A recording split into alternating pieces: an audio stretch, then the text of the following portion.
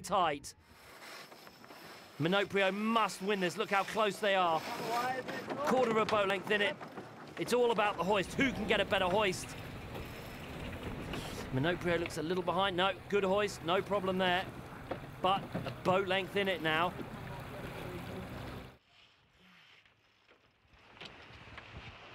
Coming to the bottom mark, it's a very late drop on board Mirsky and on board Minoprio, where we are right now as they come round the leeward mark. Into attack, boys. Minoprio goes straight into attack. Onto port, and it's all about acceleration now. They're trying to find a different bit of breeze. But they haven't found enough as they come down towards the finishing line. And Mirsky is still ahead, and Adam Minoprio knows it. This will be Torvar Mirsky's first ever World Match Racing Tour win. They've sailed superbly all week here in Portugal, thoroughly deserved victory, but Mirsky takes the blood of the young guns. And a World Tour victory leap for Mirsky at last. 25 points for the Australians lifts them to 4th on the World Tour leaderboard, but Minoprio's second place keeps Emirates Team New Zealand Black Match Racing first overall with 61 points, extending their lead as the Tour moves on to Sweden for the next regatta. But for now, a moment to savour for Mirsky Racing Team at the Troia Portugal Match Cup.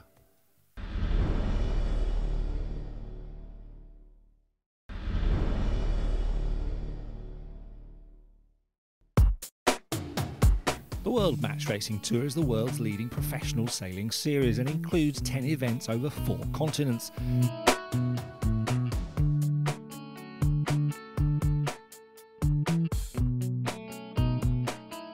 This week, the tour arrives on the tiny island of Marstrand in Sweden once again. An hour's drive from Gothenburg, then a 5-minute ferry crossing from the mainland, and Marstrand awaits in all its glory. The men's final. Peter Gilmore has a 6-win, 1-loss record in the final at Match Cup Sweden, while Mathieu Richard and his team have never been this far in the regatta before. We join Andy Green for their third match. Richard is ahead by half a boat length. Squeezing around the windward mark.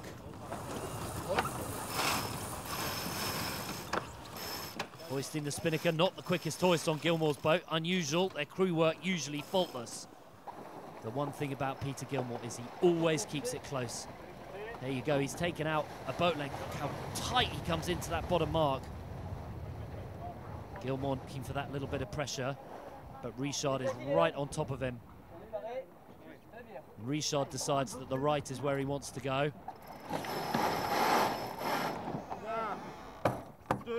But I think the right may have seen its best of its days. It's just gone a little bit lighter where the Frenchman is. And Gilmore, look at the gain that Gilmore's made. It must be a boat length and a half or 2. And now Richard is struggling to keep hold of him, just forces Gilmore to tack. Gilmore pokes it head to wind. And Gilmore is now in the controlling position as they come to the windward mark. There it is behind Richard's head. We want room. We want room! Yes, give me room! Oh! Room! Oh! Did Richard hit the mark? Did Gilmore give him enough room? Well, it seems to be that the umpires were happy. They green flagged the incident, and Gilmore is now just squeezing around. They've got to go downwind now, remember. Almost went for a hoist. Richard has decided that he can luff Gilmore. He can. Gilmore has to keep clear. Gilmore now squeezing round the top of Mathieu Richard, and this is a crucial move. This is the winning move from Gilmore, is it? Well, Gilmore's got his spinnaker filling. Richard is slow. The crowd cheering, huge crowds here in Marstrand for the Match Cup Sweden every year. And Gilmore is looking in great shape. And Richard is now looking for anything he can, trying to get separation, trying to find a shift. That was the winning move, and the wily old fox, Peter Gilmore, comes down towards the finishing line. There goes the gun, and that is a 7th Match Cup Sweden for Peter Gilmore and his Yanmar racing team. Great sailing, what a super week. So it's an unusual, comprehensive defeat for Richard and his crew.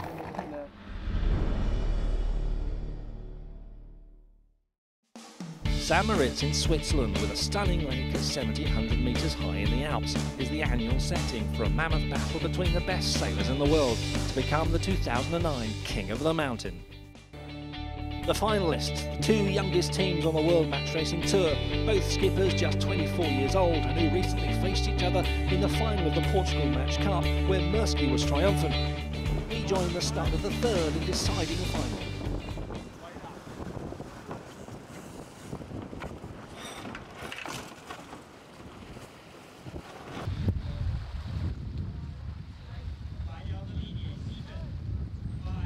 Well, we joined the action at 1-1, Murski and Monoprio in the pre-start. It's all on. Whoever wins this goes through and wins the final of the St. Moritz Match Racing and gets crowned as King of the Mountain. Countdown to the start. There it goes. Monoprio takes the port, the left-hand side. Murski takes the starboard and the right-hand side. Murski is first to tack. Monoprio looks like he's just got a little bit better speed on that left-hand side as he tacks back towards Murski, covering, and Monoprio looks cool and calm. And that's why he looks cool and calm, because he's got a lead of at least 4 or 5 boat lengths. Great sailing.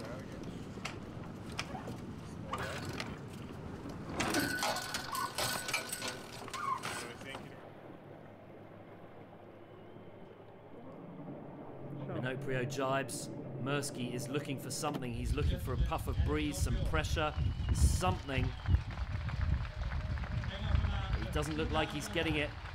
That is Murski, 5 boat lengths behind. Monoprio coming down towards the finishing line. And Adam Monoprio wins 2009 St. Moritz Match Racing and is crowned the King of the Mountain. That victory hands the advantage to Monoprio, who reclaims the top spot on the World Tour leaderboard with 86 points, while Murski moves to second ahead of Mathieu Richard with just 3 regattas left. But for now, Adam Monoprio and Emirates Team New Zealand Black Match Racing can enjoy their new title as the 2009 King of the Mountain.